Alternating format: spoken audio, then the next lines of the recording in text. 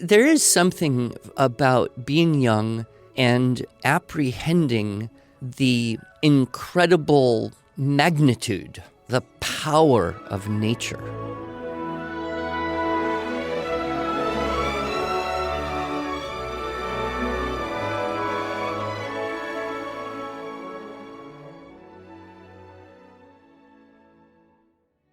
Hello, and welcome to the Arts of Language podcast with Andrew Pudewa, founder of the Institute for Excellence in Writing, or as many like to say, IEW.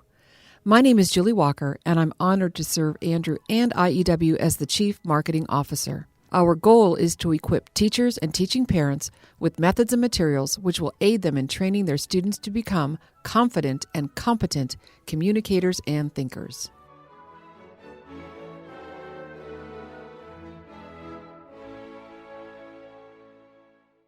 So, Andrew, this is the month of November, and technically in the northern hemisphere, this is still fall. And we love fall in Oklahoma because the weather is actually cool.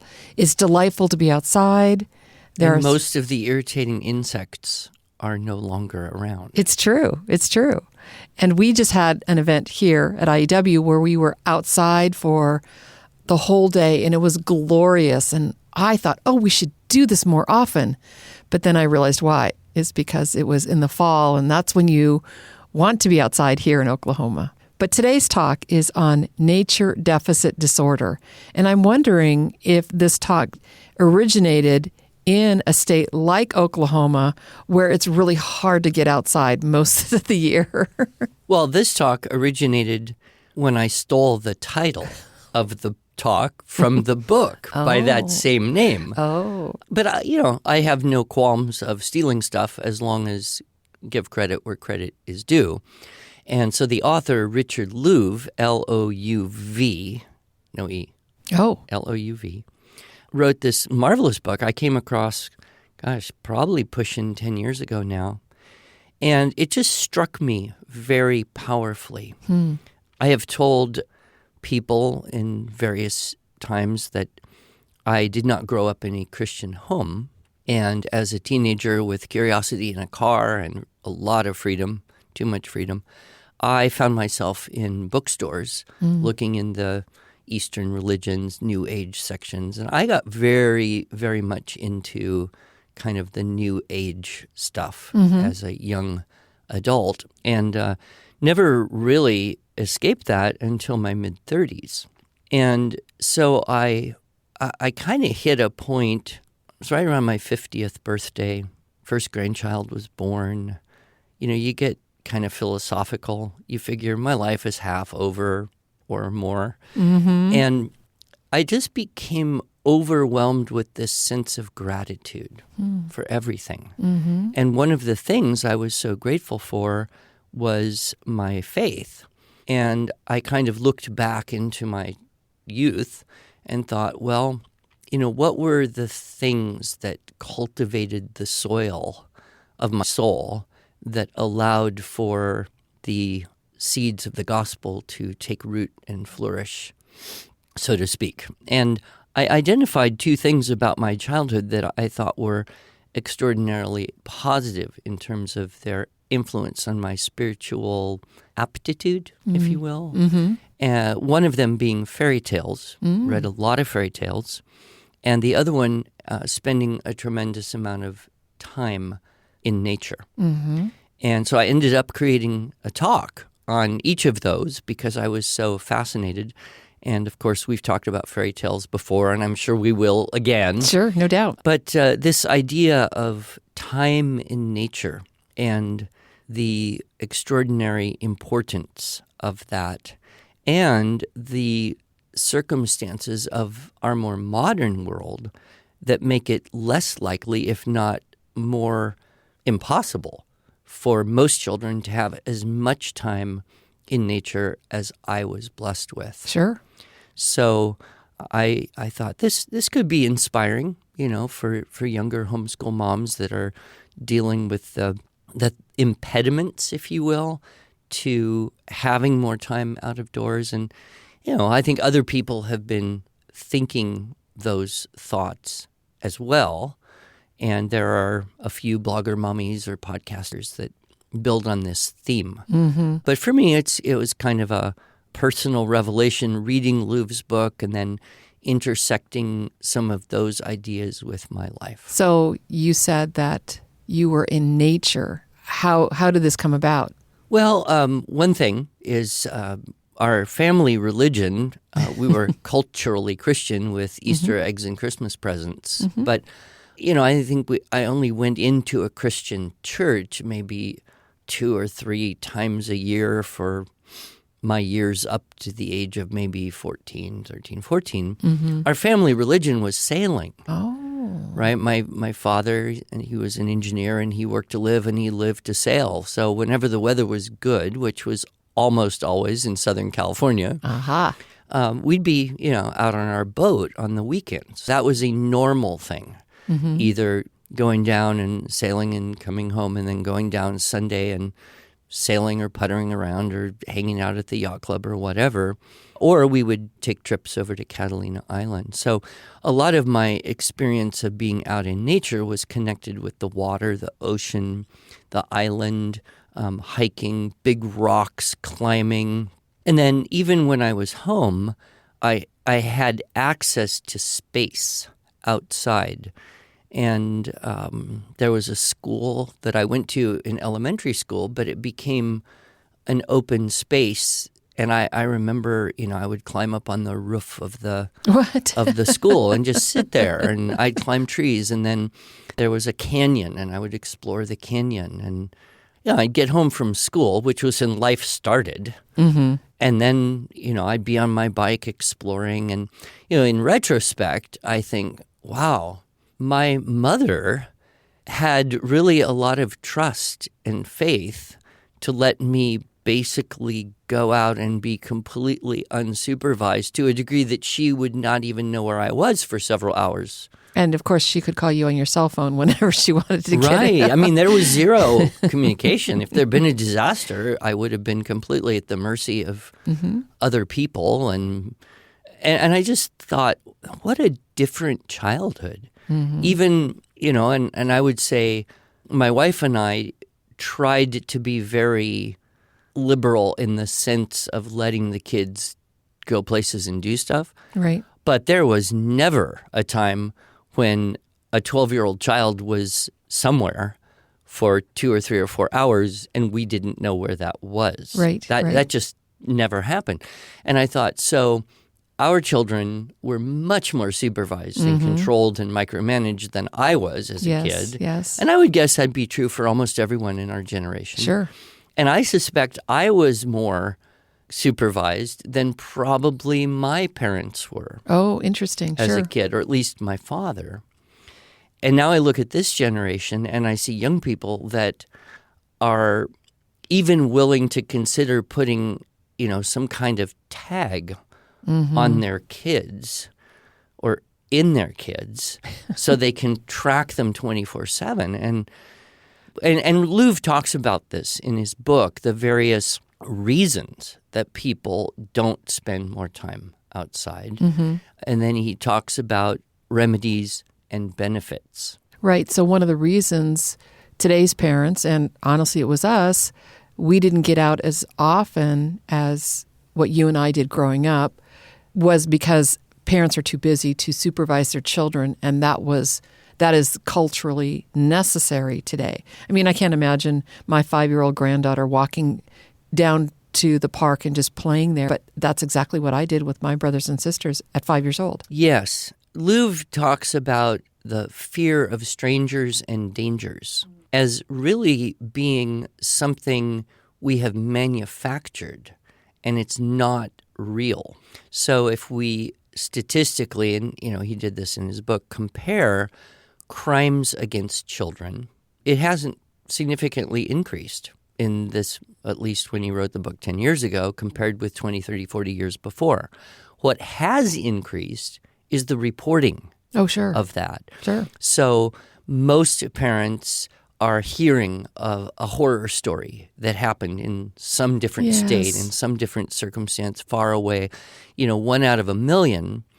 And yet because that comes into our awareness, it cultivates a fear.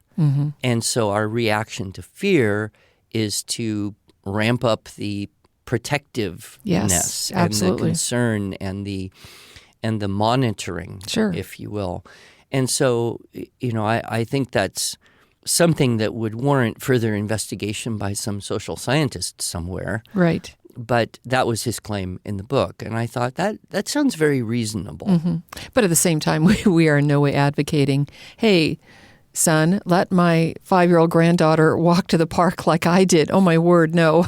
Well, if any of our listeners want to read something that's so outrageous it's almost not believable, but it's well documented as being true, there's a little book called Bud and Me. Oh, right, yes. Written by the younger of the two Abernathy brothers, who, if I get my memory straight, rode their horses from Oklahoma City to Santa Fe, New Mexico, alone when they were 7 and 5 years old around the turn of the century, early 1900s. Their father was the U.S. Marshal for Western Oklahoma Territory.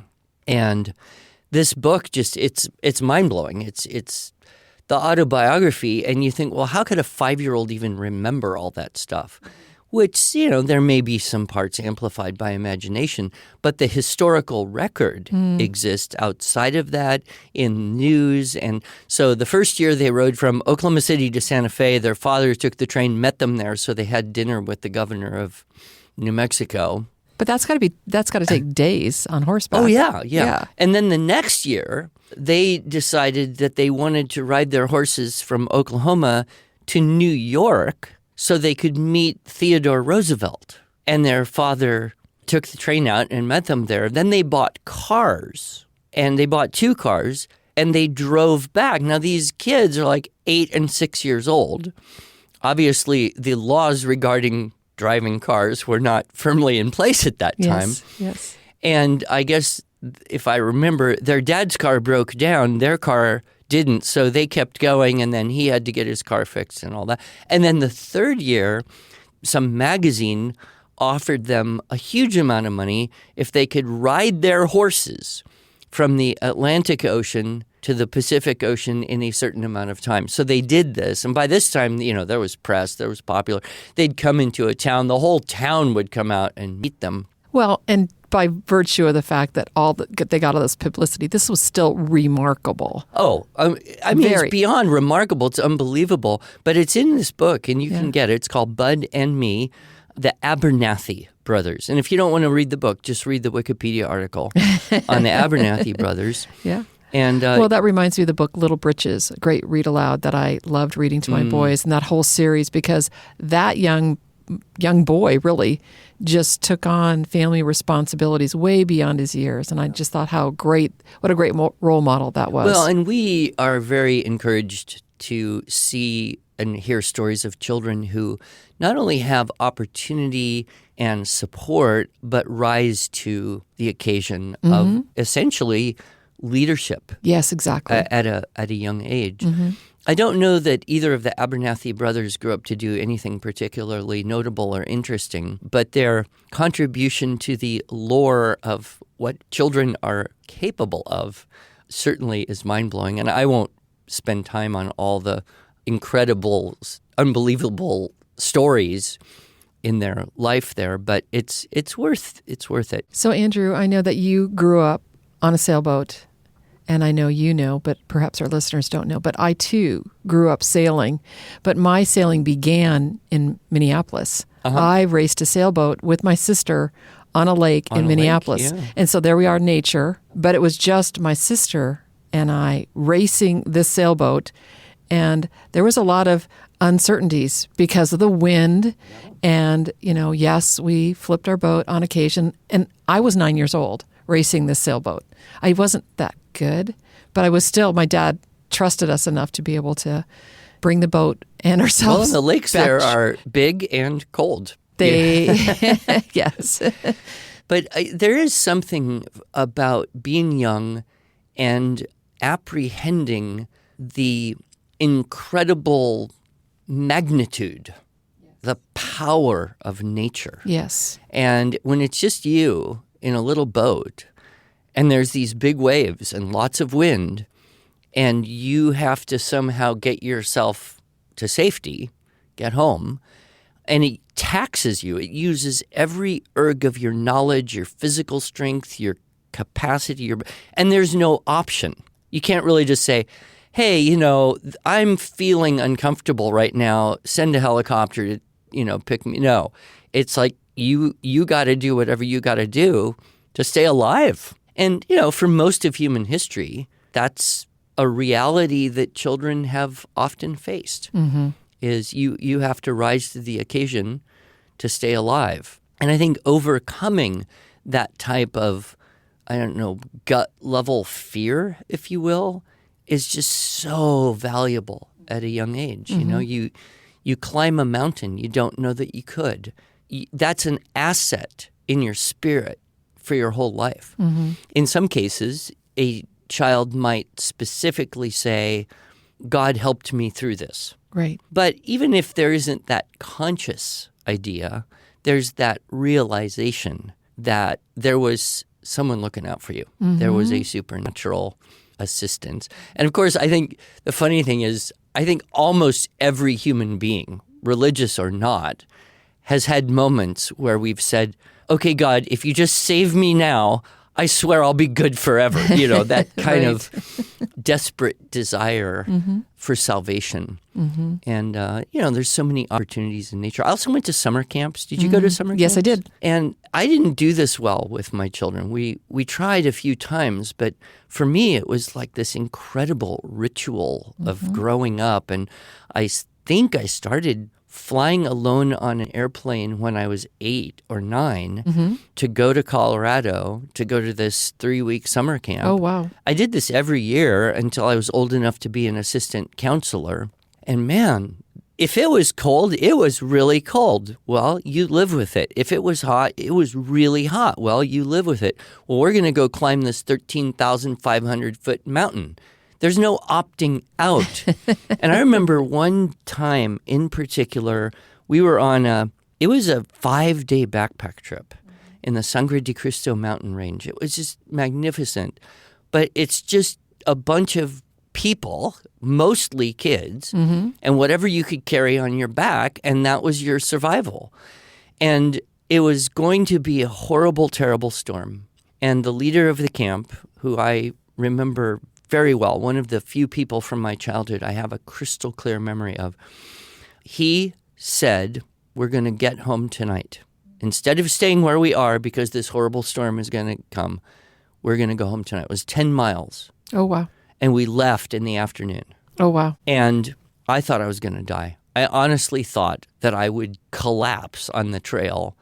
And he put me right up front, stood right behind me, and said, we're only going to go as fast as you go. And if you go too slow, I'm going to kick you in the pants. And I was terrified. I mean, I was absolutely terrified. But it was good. I think if someone did that today, you'd look at it as being almost like harsh, abusive, horrible, emotionally scarring.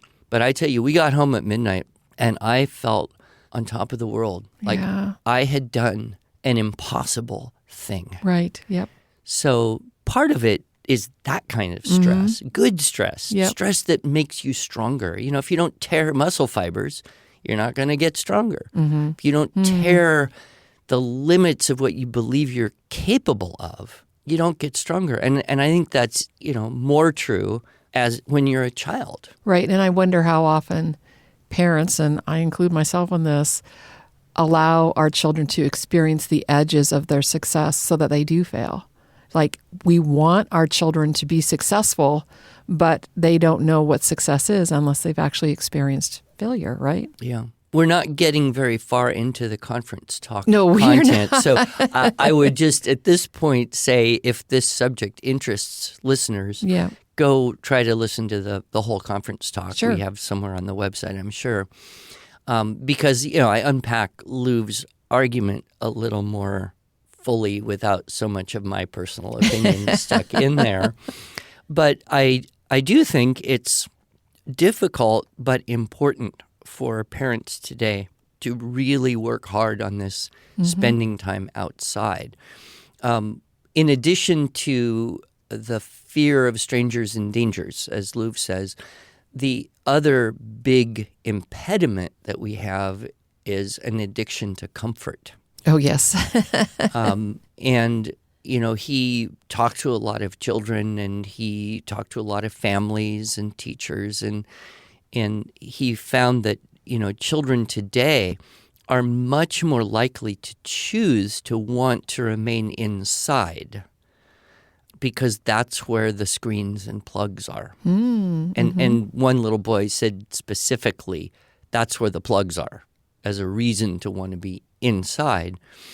Whereas in my day, well, we had television, we had records, but the television there were rules. So it wasn't like I could just come home from school at 3 o'clock and turn on a television. I mean, there were rules, and I had to budget my time to get homework done, and there was an hour of TV that I could watch per day, and I had to help, with dinner, cleaning up after dinner. So like those 2 hours from 3:30 to 5:30 were so valuable to me. And I would always want to be outside, like I said, climbing trees or playing just in the yard. But mostly I wanted to be on my bicycle, exploring the world. And now children, I think they may live in a place where that is much less possible, much less safe, at least according to perceptions, or in reality, much less safe. And their whole world is much more centered around screens at increasingly younger ages. And, of course, there's many, many books written about the problem of essentially being addicted to screens, whether that's games or social media or scrolling or, whatever stage of life we're at, there's plenty of highly addictive content. Yes, and I'd be remiss if I didn't mention your talk, Pen and Paper, What the Research Says. And we've also done some podcasts on that and the problem with screens. That's another impediment Louv unpacks. And then the third one is just regulations. There are laws and things that make it increasingly difficult to even be in nature. I remember visiting a friend who had bought a house in a fairly upscale subdivision where they had kind of planned the whole thing and put a river through and the trees. Nice, yep. And it was, it was kind of in its early stages of growth. But there was, these signs. Don't play in the creek. Don't play in the river. And you're thinking, wait a minute. I moved here so I could have this nature out my back door, only the kids can't even go there. Because, if you've got a little kid, boy or girl, and there's a stream, well, what are you going to do? You're going to, dam it up. You're going to play in it. You're going to float boats down it. You're going to... And I just thought, we're creating a fake nature in a way. I mean, it's real, but you can't immerse yourself in it that same way. Yep. And then I don't know if it was from the book or I heard this somewhere else, but this family had constructed a tree house for their kids, and there was this violation, city zoning ordinance that didn't allow for outbuildings in that area, and the city came and was forcing them to deconstruct this beautiful treehouse they had created for, and I've heard equally stupid things of, cities saying, no, you can't have any vegetable garden growing in your front yard, And then I think the one that really got me was that the PETA group, People for the Ethical Treatment of Animals, was trying to pressure the Boy Scouts into eliminating the fishing merit badge because fishing is mean. Even if you throw the fish back and it lives,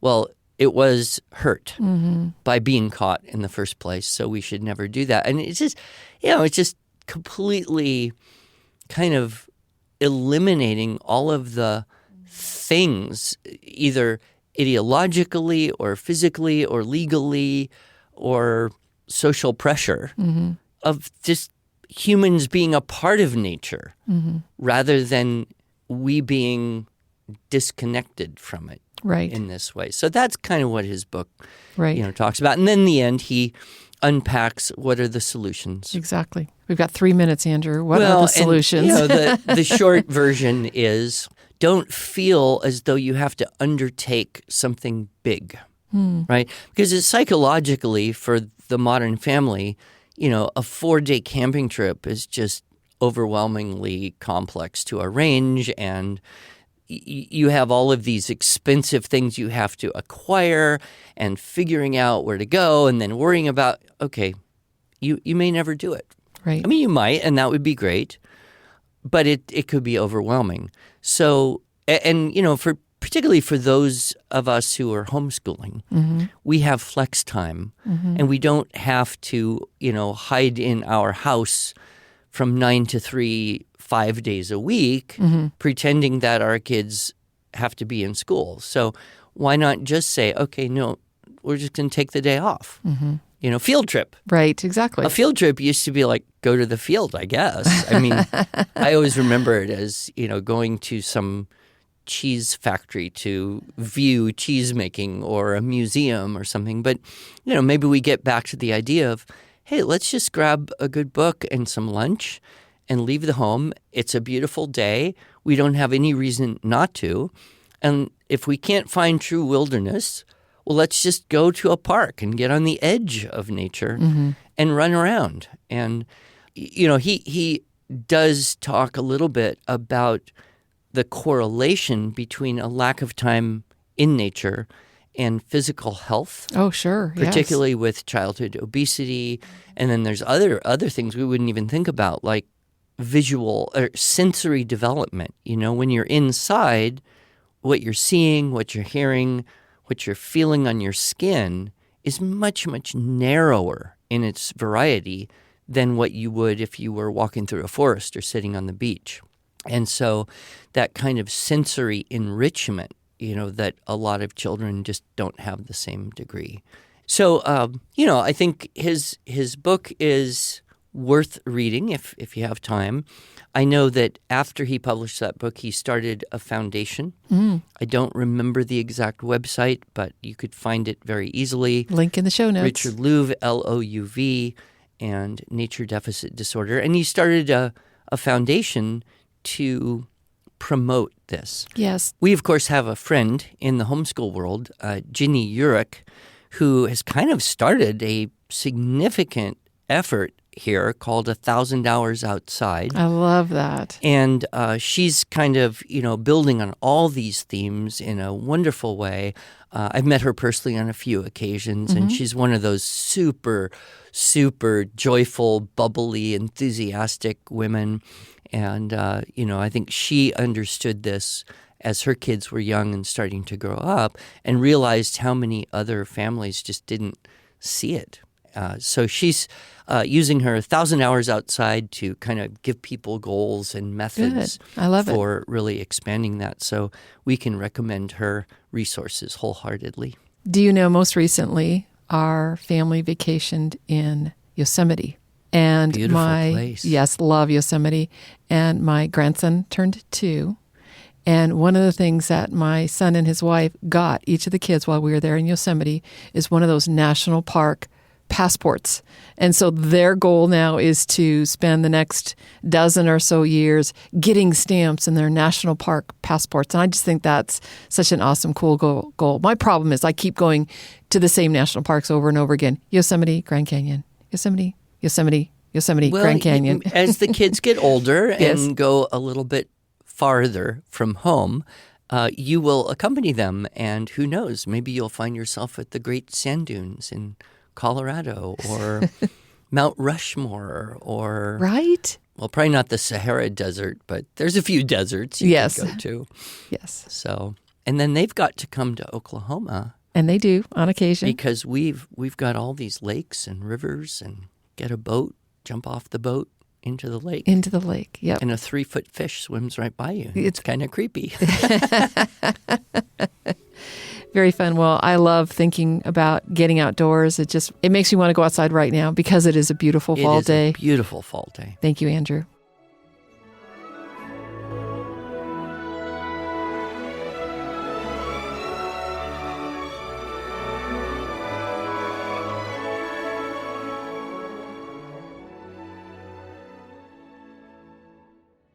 Thanks so much for joining us.